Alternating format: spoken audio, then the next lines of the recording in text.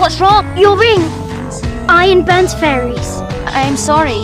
The first time I reached out to touch that human boy, I accidentally got burned by his ring. He immediately apologized and flung the ring far away. His sweet gesture made me laugh, and after that, I let him stroke my wings. We spent our days playing together in the enchanted forest, but as time went on, our friendship slowly transformed into something deeper. After he gave me a necklace, I realized I had fallen for this human boy. When I turned 16, he gave me a kiss and called it true love's kiss, but then he suddenly vanished without a word and never came back for years. I often wandered alone, reliving every moment we'd shared. Then one day, he returned all grown up now. The unexpected reunion made all my resentment melt away in an instant. We nestled together under the stars that night, but then he handed me a vial of poison. After I drifted into a drowsy sleep, he pulled out a dagger. When I woke up again, he was gone, and I discovered that someone had cut off my wings. The realization hit me like a thunderbolt, and I wept uncontrollably. In that moment, Betrayal's blade pierced straight through my heart. My cries echoed throughout the entire enchanted forest. Meanwhile, he took my wings to the king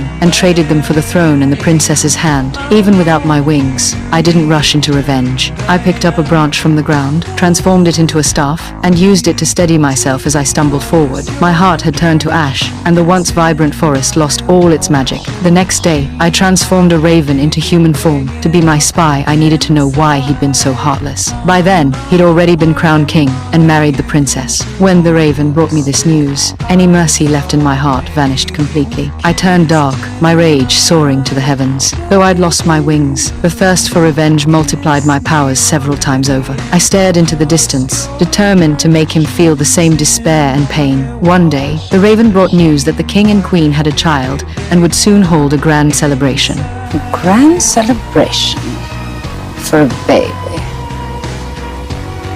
How wonderful.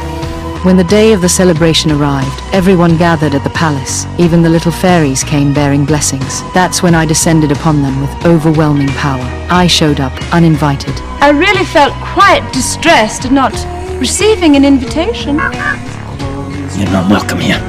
And to show I bear no ill will, I too shall bestow a gift on the child. I walked slowly toward the baby and placed my curse. Before the sun sets on her 16th birthday, she will prick her finger on the spindle of the spinning wheel and fall into a sleep like death, a sleep from which she will never awaken.